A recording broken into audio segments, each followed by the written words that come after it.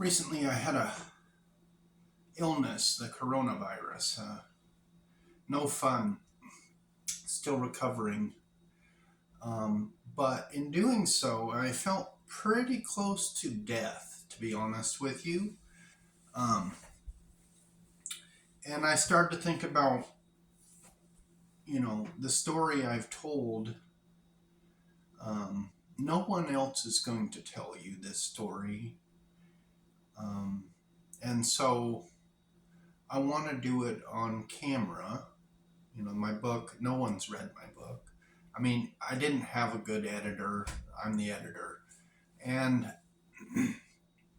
no marketing or no nothing really. But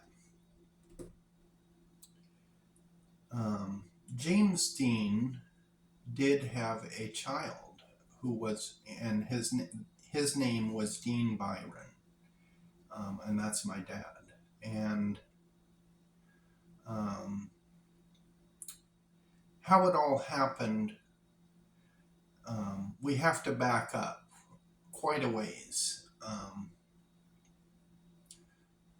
James Dean was born in, they say, 31 in February. So,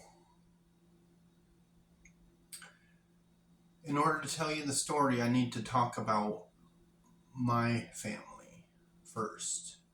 And then we can get into how um, James Dean met my great grandmother, Joan, who coincidentally, if you've ever heard of the Blacklisted Journalist, who's written um, stories about James Dean, that he went around and interviewed all the people in New York, and um, there was two women that claimed to have James Dean's kid, according to him, and apparently Warner Brothers paid off one of them, and the one that I remember because it was my grandmother, Joan was her name.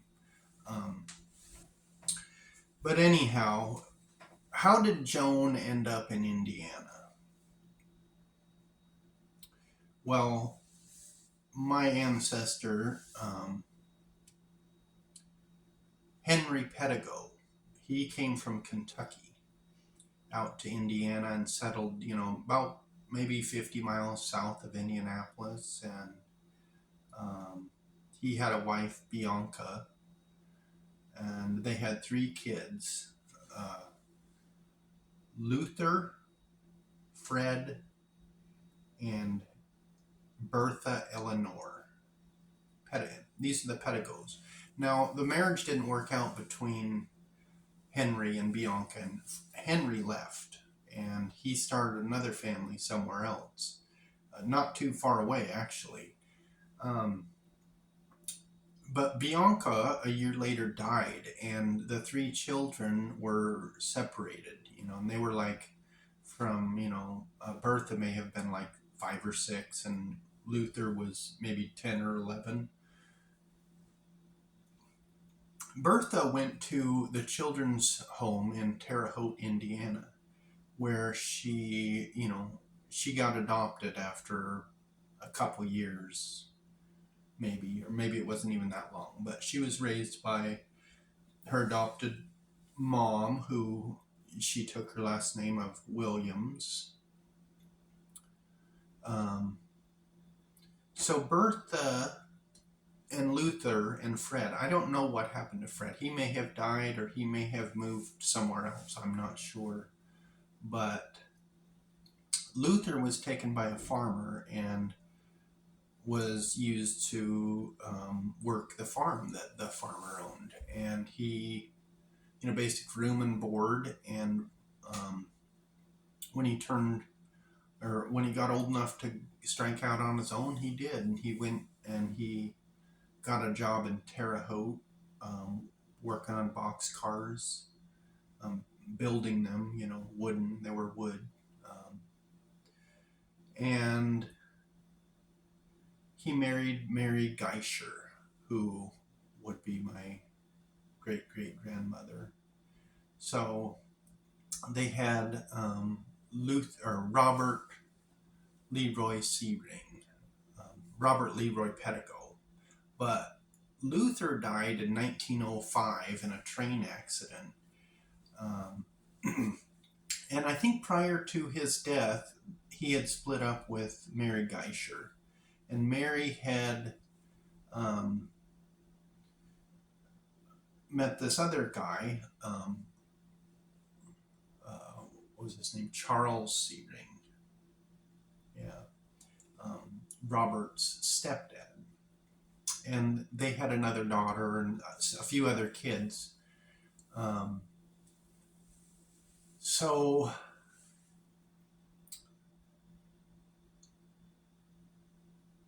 Robert, my great grandfather, the one who introduced Joan to James DeWard and James Dean, Robert was raised by his stepdad, Charles Searing, and his real mom. And you have to back up even further to understand how he went to Cornell and became a successful architect. Well, you see, Luther and Bertha, well, Luther died, okay, but before he died, he had read an article in the newspaper that there was an acting troupe coming to town, and the lead person or role was being played by a girl who was taken from the Children's Home Society in Terre Haute. And she was using a different name, her adopted mother's name, and her middle name, Eleanor. So he wasn't sure if it was his sister or not, but he went to the show, and afterwards he met his sister, Bertha, and it turned out, it was his sister. And now Bertha was an interesting character because she became a real successful journalist. And what happened is, in her acting career, she decided she was going to go to New York. And she went to New York, and she got a job at a magazine or doing some editor or, journalist type work. And was kind of gaining national prominence as, a female journalist. And so she was sent all around the world during World War I. She reported on the war in the Middle, the war in the Middle East mostly, but also the famine after in China and Russia. And she died in 1925. But prior to her death, she had met a guy named Martin Egan, and they were married in Japan in, I don't know, 1910 or something like that. Or maybe, I forget, I could look it up. But anyhow, Martin was a well-known journalist. He ran the Manila Times newspaper in the Philippines with his wife Eleanor after they were married. He helped negotiate peace in the Japanese-Russian conflict, around the turn of the century. And, he was well connected, and he knew, what was going on in the world at a time when, there wasn't a lot of travel, and, people were, America was kind of still isolationist. This was previous to World War I, prior to, right? So there wasn't a lot of knowledge about what else was going on in the world. And Martin ended up becoming J.P. Morgan first. He was like the publicist. He was like the guy who kept track of um, all what was going on and how to spin it, and the whole journalist side of things, public image, and during World War One, General Patton, who was the only five-star general ever in U.S. history besides George Washington, and could argue maybe George Washington had one army, whereas Patton, he was in control or in charge of the whole, all the armed forces. And Martin and him became friends. They both lived in Manhattan, and when Eleanor died, Martin went and remarried his first wife, and Patton was the best man at his wedding in New York. So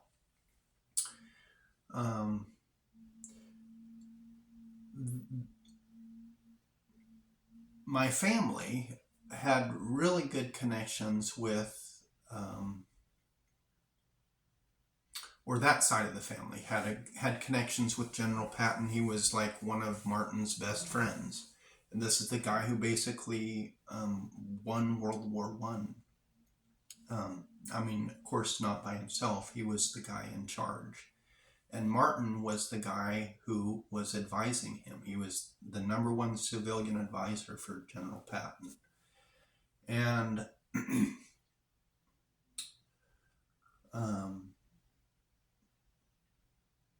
in 1925, Eleanor Franklin Egan, who would be my great-great-aunt, died of pneumonia. Which coincidentally, I almost died of pneumonia when I was a wee lad, but we can talk about that later. But at her funeral, all these people were there. Herbert Hoover, all these senators and congressmen, and all the major newspaper editors of this New York Post or whatever, New York Times, Saturday Evening Post, and what people would consider the upper, the top tier of people who are running things and telling people what's going on. All these people were there. So and Robert, my great-great-grandfather, was there at the wedding, and so Robert knew all these people. He knew senators, he knew congressmen, he knew General Patton, he knew Martin Egan, and it was all because Eleanor married Martin Egan. And because Martin was wealthy and Eleanor was actually pretty successful herself, they paid for Robert Searing, who actually is Robert Pettigo, to go to Cornell. And he became an architect. And I think he graduated in 19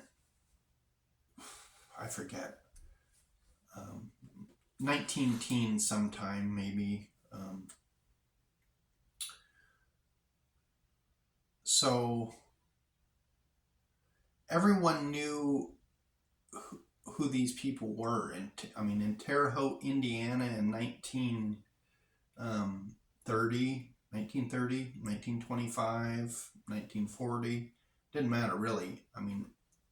Because when World War One was won, they were having parades in the street in New York for General Patton and the troops, and everybody at home in Terre Haute knew that Martin Egan was General Patton's civilian right-hand man.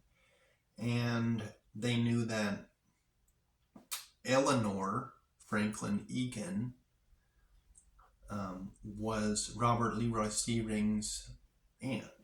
And once Robert Searing graduated from Cornell, he helped to design the Cadle Tabernacle Church in downtown Indianapolis, which was the largest church in the country. It sat 10,000 people and took up an entire city block.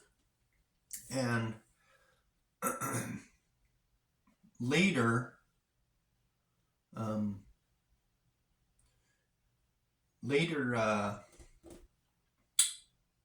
Joan would go there. My grandmother, Joan, would go there, and that's where James D. Word in the 40s was helping produce a television or a radio show. People would write in letters from all over the country, and they had stacks of letters to go through and answer people's questions on the air. And he would bring Jimmy with him. And that's where Joan and Jimmy met. And somewhere around there, Joan became pregnant. And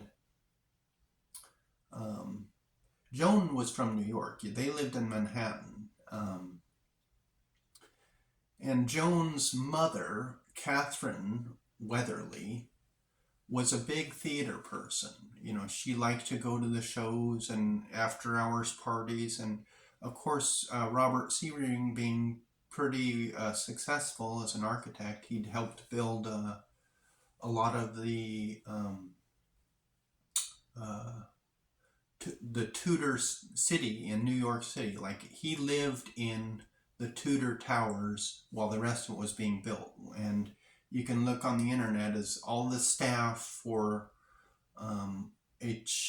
Fred Douglas, I think, was the architect or firm that was doing it. All the staff lived at Tudor Towers, and that's where Robert lived. So we know he had a hand also in building Tudor City in New York. And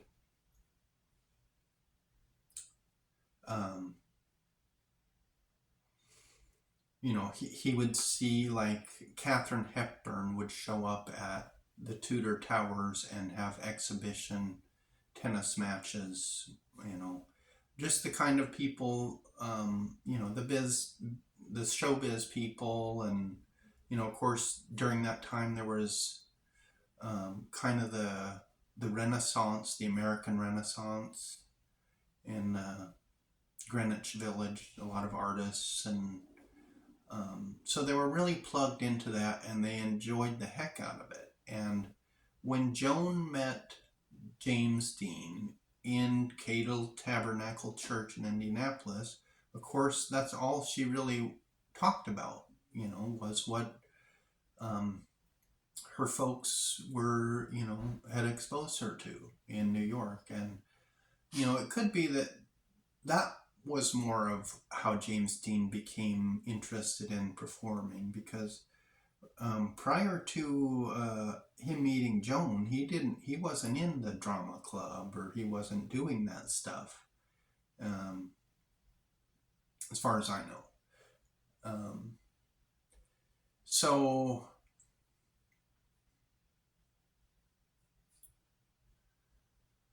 that's where they met. That's where she got pregnant. After she got pregnant, of course, this was in August of 1944. She was 14 years old or so.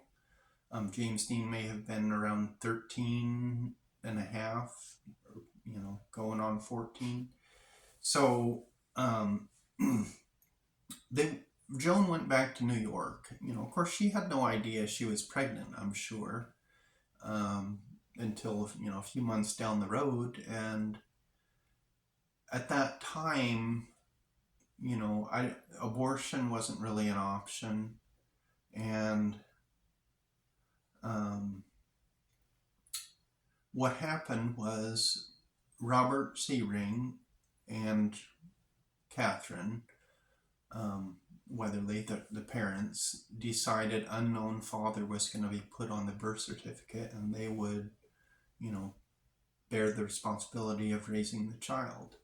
And So that's what they did. But let me look up some stuff here for you. Um,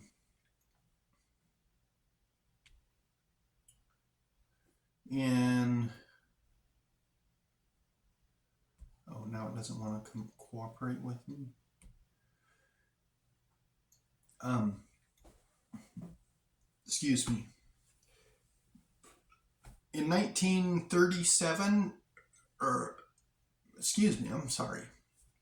It was maybe like this thing isn't cooperating with me at the moment, but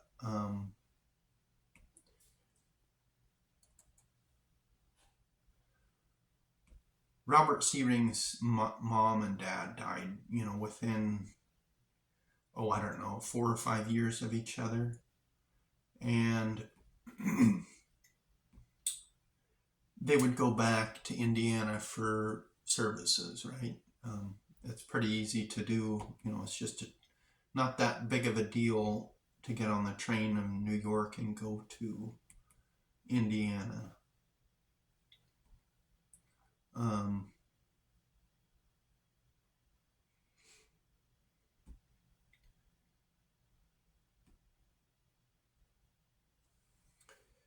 okay, his real father died in 1905. He lived around Shelby, Indiana, Shelby Ward 5 in 1910. And 1917 and 18, he was in Terre Haute, Indiana. In 1918, he was also at Cornell in Ithaca, New York. And I think that's when he came home, and he, for a couple years, helped design Cadle Tabernacle. In 1922, he was back to New York. But what we're looking for here is the death of his mother in 1937. So in 37, he would gone back to for services for his mom. And then in 1943, he went back for services for his stepdad, Clarence Edward Searing.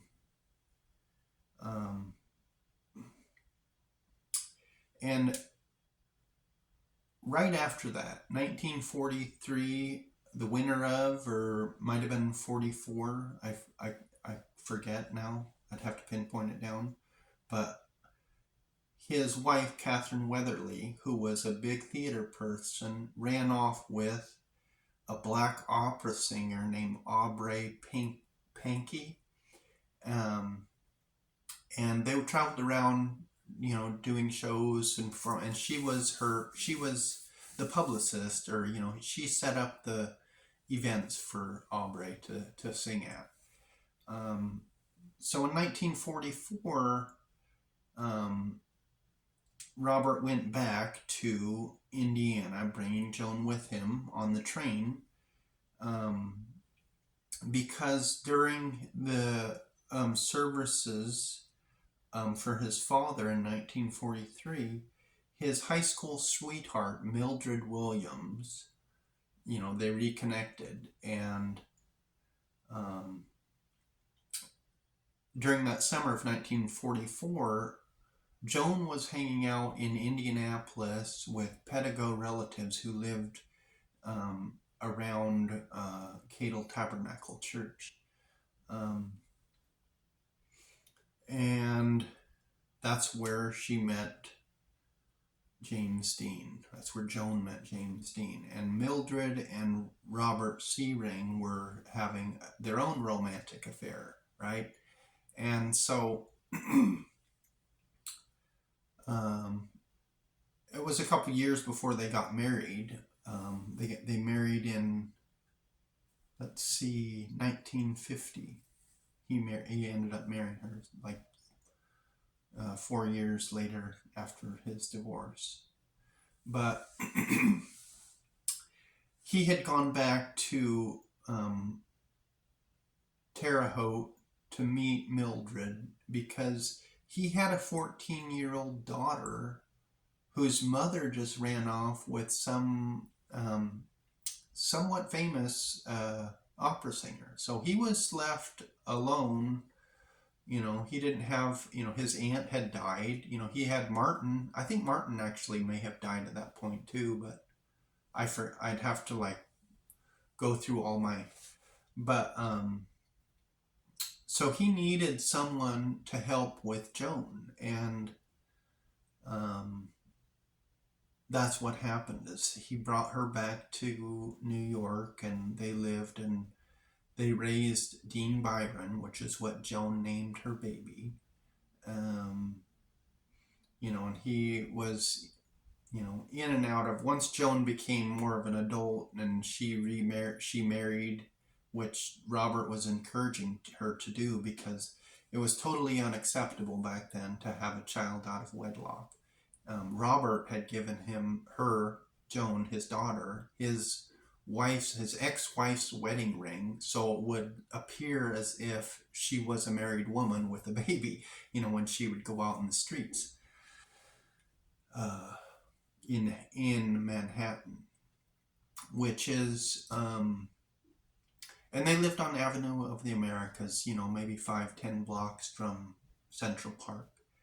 And James Dean had an apartment there next to Central Park, kind of kitty corner across the park from where Robert lived. But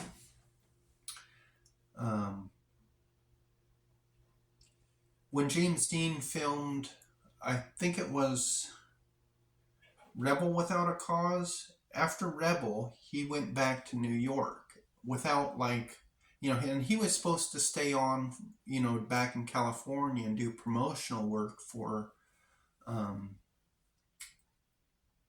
the film. And Jack Warner, was kind of pissed off at him about that. I guess he wasn't, too pleased.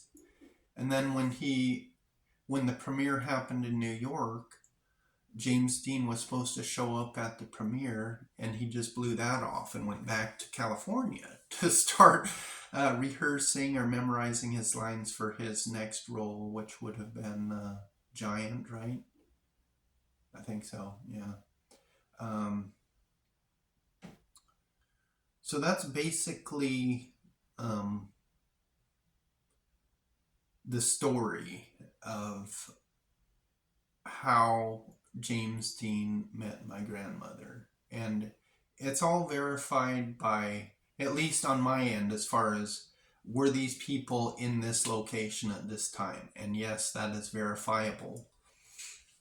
Um, um, so, we can't go back and look at everything, in real time. We'd need a time machine. We have to rely on records and, um, you know, articles in the newspaper, census record, birth records, grave markers, all this Social Security index, and I have it all for Robert and, his aunt and uncle, um, census records and all this stuff. And it pinpoints that, yeah, um, James Dean and Joan were in the same locale, and Joan got pregnant. And if if Joan had gotten pregnant by another one of these guys back in Indiana, I would have some genetic markers, right? Because everybody's had a DNA, not everyone, but there's enough people now that even if you don't, even if most of your family doesn't have the extended family, the second, third, fourth cousins, they're out there on the database, and you can triangulate. If you have a match here in this location and you're here, and you just need one more match, and you can triangulate, the family line, where it came from, um, and how they're related, right? So how do you find somebody who doesn't exist on paper? Because I've looked for it. I've looked and I've looked. I've had the leader of WikiTree, Angel Adoptions. She looked at it, and no one can figure out um, who my grandfather was. They just, it's just like it's someone who didn't exist. So I've gotten lucky, and I do have some matches that relate to that branch of the family tree, and trying to figure out, well, where in the heck did they get a baby, and no one knew about it, right? So let's talk about Georgia Tann. Georgia Tann ran the Tennessee Children's Home Society, and she ran a nationwide scam from like 1920 to 1950 or something like that. It was like 30 years, and she was selling babies. She sold 5,000 plus babies that she stole, like just stole. She coerced, she'd take babies from wards of the state, she'd nab them from daycares, she'd, coerce parents and saying they were bad parents and she needed the kids, and they'd get in trouble. And she had judges, lawyers, doctors, police, all on the payroll. So, and it was a nationwide scam. How it worked was she would send out her employees with 3 or 4 infants or kids to locations like New York, California, Chicago, and she'd rent hotel room for them, and people would come by and they'd, well, I like this kid, I'm taking him, and it was like, $500 for a baby, right? And she made millions doing it, and finally she was caught once, like, some political positions changed. The governor launched an investigation into her, and they figured out that, yeah, she was a corrupt criminal person, but she had this facade of being a do-gooder, and she was in the circle of people that kind of protected her. So there's that. There's there's a lot of babies and people out there who are descendants of those 5,000 kids, and nobody has any idea where they came from, or it's really hard to sort out unless you're a professional genetic genealogist, and even then they get it wrong, like, all the time. My experience has been such. I could tell you about the mistakes later, but I've been on Ancestry, MyHeritage, Family Tree DNA, all the big companies, and I've gotten enough matches with the James Dean Branch Family Tree to know James Dean was a Wilson. See, I have a genetic match by the last name of Rose, and his wife, Alice Wilson, was from the same family as like a cousin of the Alice Wilson whose Mildred's parents was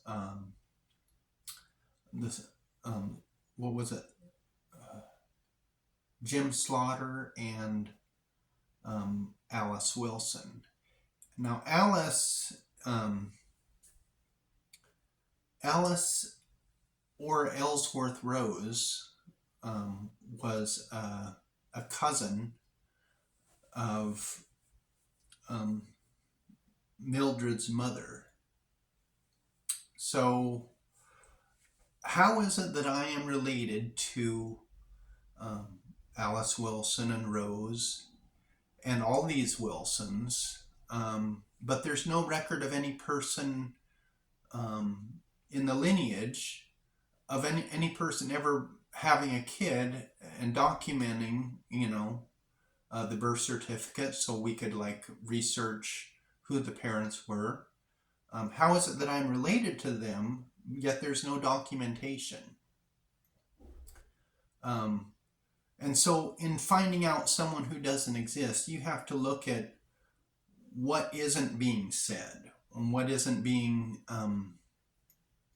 and what is being revealed through the DNA. And then what is revealed is I'm related to these Wilsons, but no one had a baby.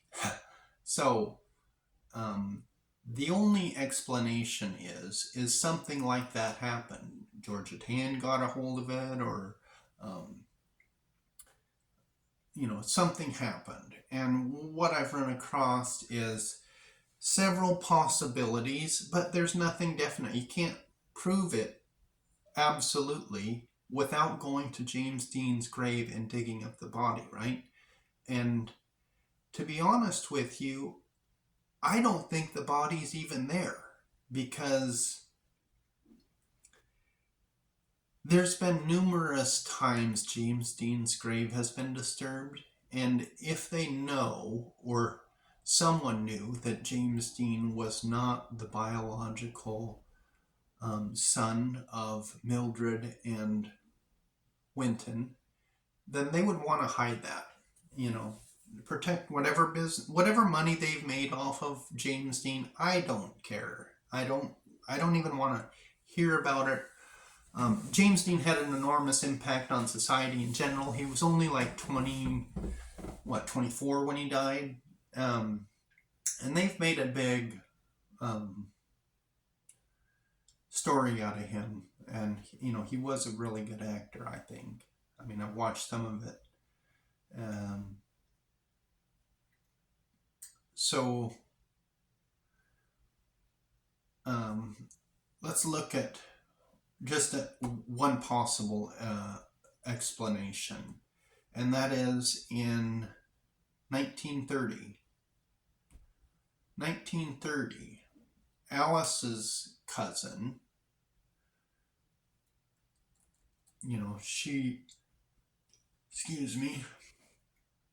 Alice's cousin, Richard Wilson, was married to a lady, Chanita Watkins, and Chanita had 3 documented kids, and Richard and her weren't getting along. Richard was a butcher. He worked in the meat packing or grocery store. He would cut up the meat for people. But anyhow, he wasn't getting along with Chanita for some reason. Who knows what it was, but infidelity is probably the only thing that would cause a husband to shoot his wife. And that kind of a thing, back then would have pissed Richard off, right? So Richard shoots her and kills her. And so there's 3 kids. And in the article about it, it says Richard, it says that he shot her, and then they say something about a baby, and they put, apostrophe, and just the semantics or phonics of writing. When you enclose it with the commas, and it it connects it to another part of the sentence. Well, they say baby, and then they say so it's just kind of unclear as to how many kids she actually had, but for some reason we are related. Those Wilsons, Alice Wilson,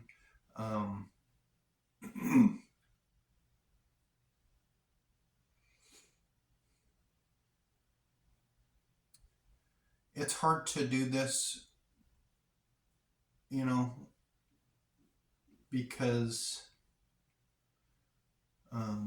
there's a lot of documents, and there's also a lot of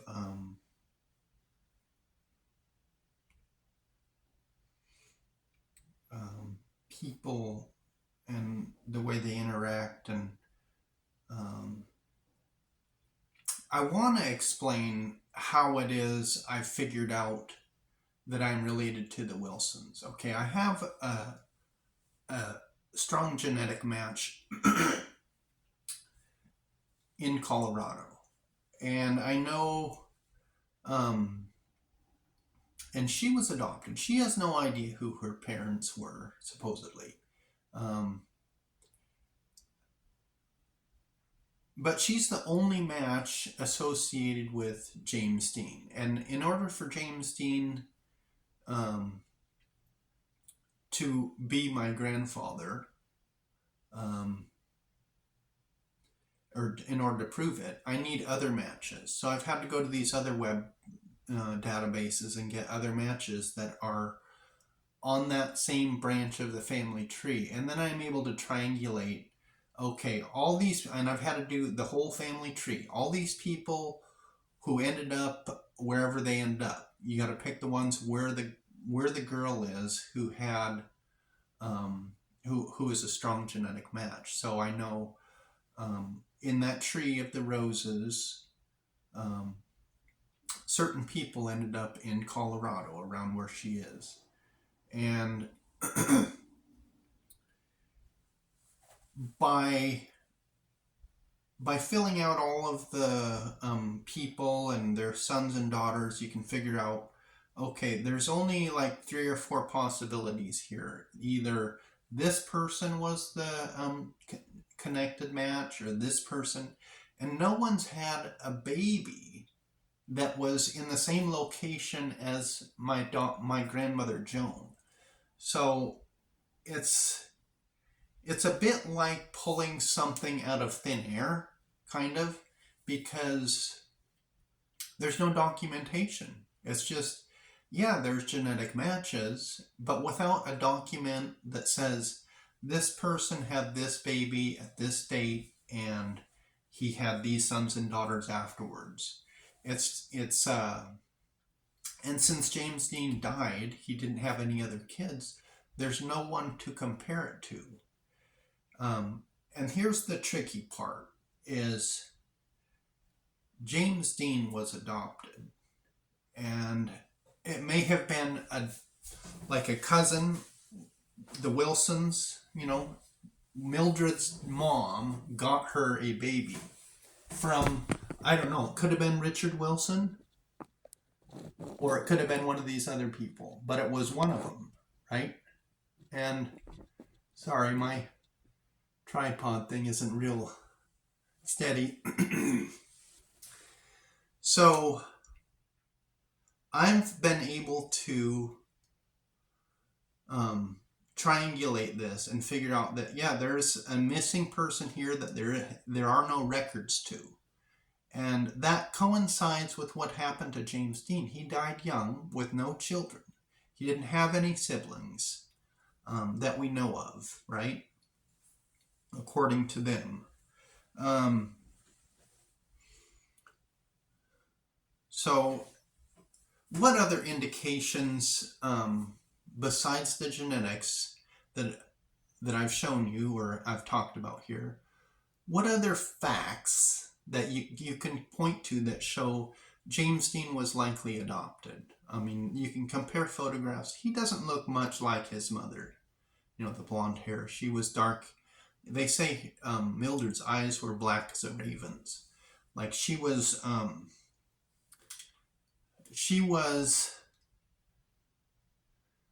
she didn't have the blonde hair and blue eyes, so we don't really know where that came from.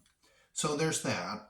There is, the fact that Winton sent him away when his mom died, which seems kind of like a weird thing to do, but, maybe that's what he thought was best, and it may have been. I mean, the Winslows do deserve props for bringing up an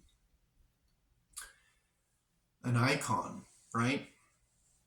Um, so the other facts that I pulled up, there's the Georgia Tan stuff, you know, illegal adoptions have always been a thing in this country. And then let's look at the birth record. What happened when James Dean was born? James Dean was born, supposedly, in an apartment on 4th and McClure Street in Marion, Indiana. And back then, the leading cause of death for women was childbirth. So if Mildred was living in an apartment building and pregnant with a child, and there's a hospital, just several blocks away, why didn't she go to the hospital when that was when I forget what they call it, midnight sleep, or it's when they started. It was like the epidural. That's when epidural kind of started. It was like a mix of morphine and some other sodium chloride or something to help erase the memory of the pain of the birth. It didn't actually, but anyhow, it doesn't make sense that when the story that they're telling is, if she was pregnant, she would have gone to the hospital because the leading cause of death was childbirth, and she would have been, a first-time mother, terrified of having a child, at home.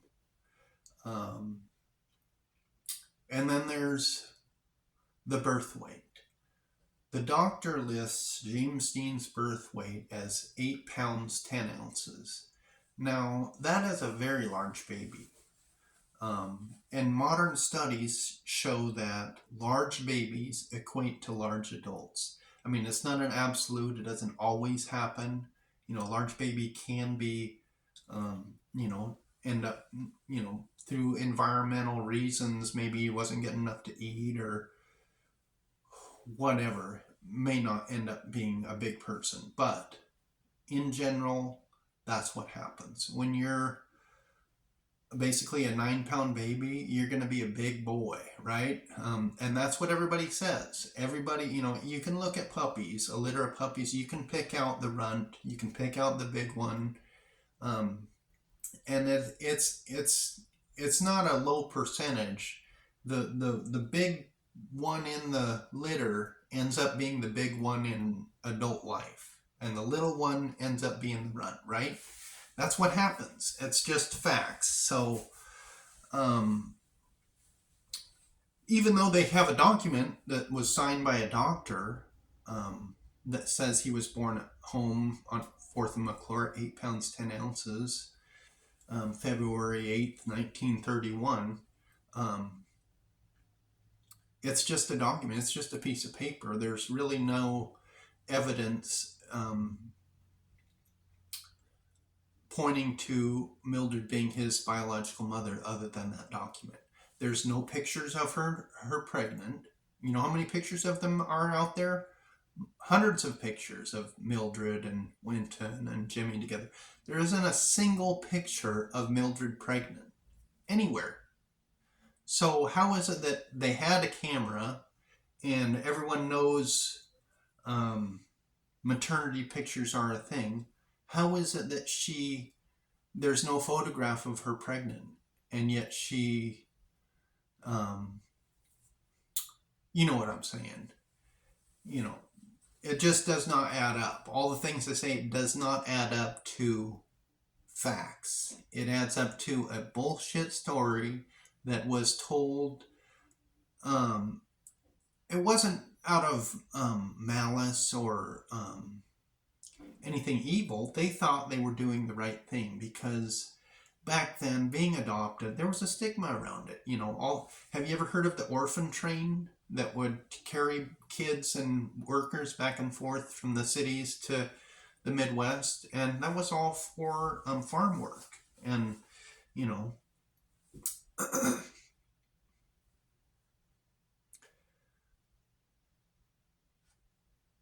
I kind of got off subject on that orphan train, but that was another thing that was going on back then. Um,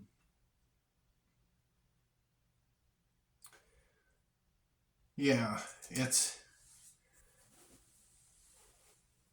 kind of like, I mean, people are just sticking their head in the sand and just believing what the documents say when there's no actual scientific physical evidence.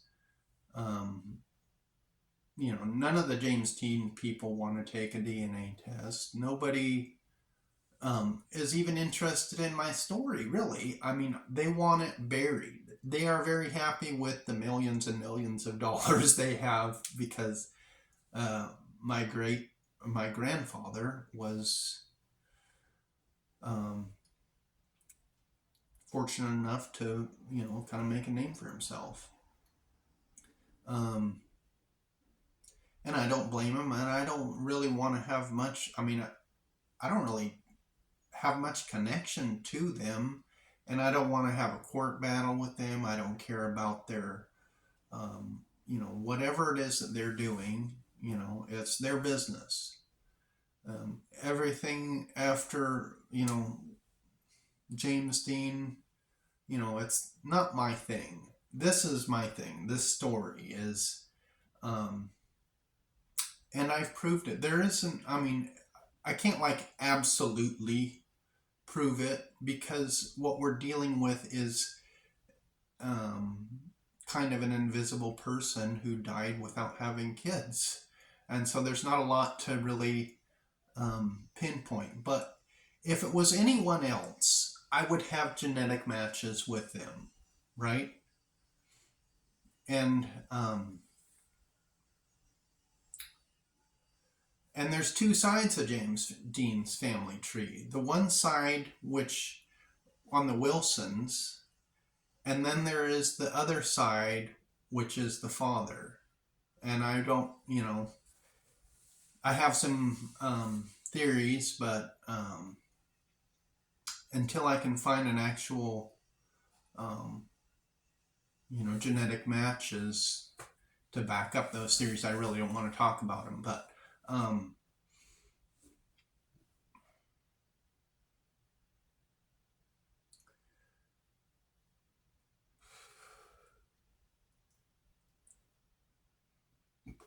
and what business do I have telling this story? Is no one's going to tell you this story. It's been buried. Even you know my dad. He tried to figure out who was tried to prove it, but and he had a geneticist who was helping him, and they came up with a Wilson, believe it or not, who lived in Park County, which is around Terre Haute, and lived in Connecticut, on the other side of the state from where my grandmother lived, but in the same state nonetheless. Um, but we're not related. I tracked down the granddaughter, and we don't have we're not related. So these people who, they're professional genetic genealogists who are very good at what they do. They cannot figure it out because the people, um, when you mix up the records, it's really hard to like wrap your head around. Well, how do I, um, triangulate these genetic matches and figure out, there's, the family tree, the bottom rung where all the kids are. Which kid had kids? Which kid was in the same location as, and so you can narrow it down to just a few, but without a paper saying, this kid was given up for adoption, because that's not how it was done back then. The doctor put 8 pounds, 10 ounces, whatever, and sealed the deal with his stamp or his signature that Mildred was his mom and Winton was his father, because adoption was being adopted, you were guaranteed to have a harder life than somebody who wasn't. You weren't going to get the farm. You were going to work, you know, all your life really hard and die young. That's kind of how it went. Um, and I don't know, it may still be that way. But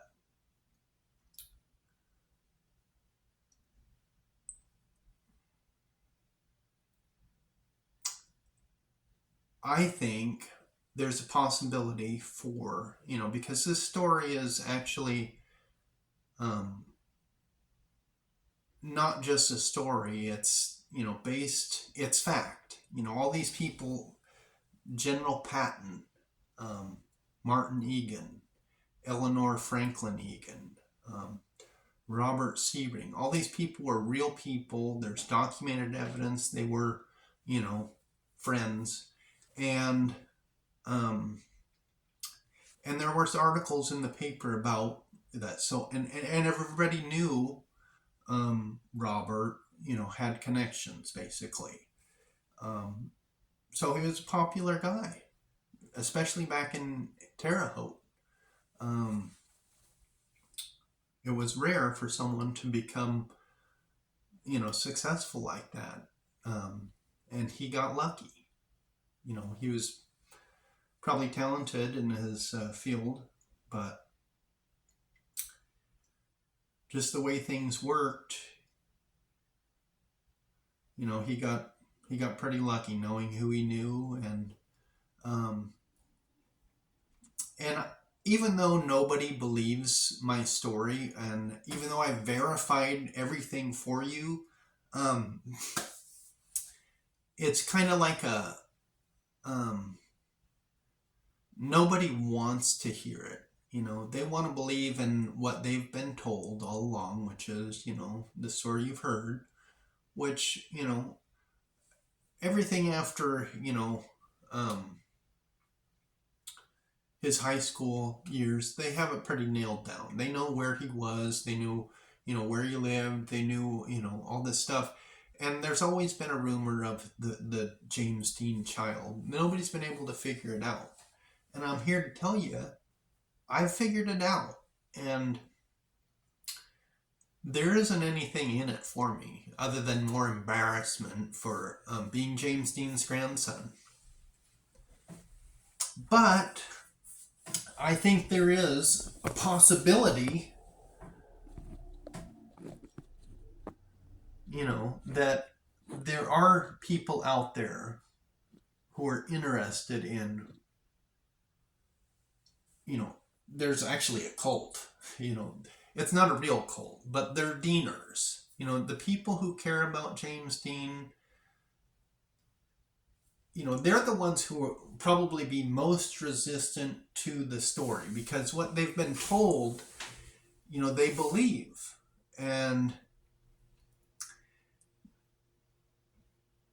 But it's also the kind of people who I want to tell the story to because they're the people who care about it. They're the people who are keeping his legacy alive. They're the people who, like his stuff. And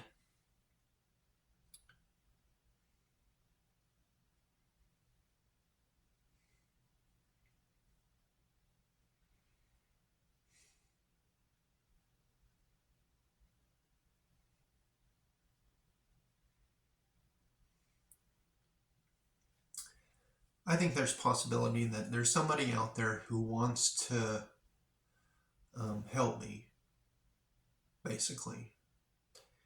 And I'm not saying monetize it for the sake of getting rich, but create some opportunities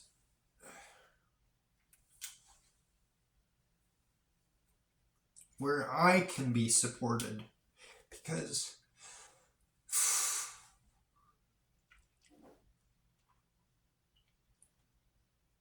I'm not. I'm not supported. I'm not supported by anyone. This story is blacklisted, right? Isn't it? I mean, you can't go up to someone and say, "Hey, I'm James Dean's grandson. You want to give me a job? I'm real funny." It just they're like, you're crazy, dude. Go get lost. But I'm actually a pretty intelligent person and very capable in all kinds of different ways.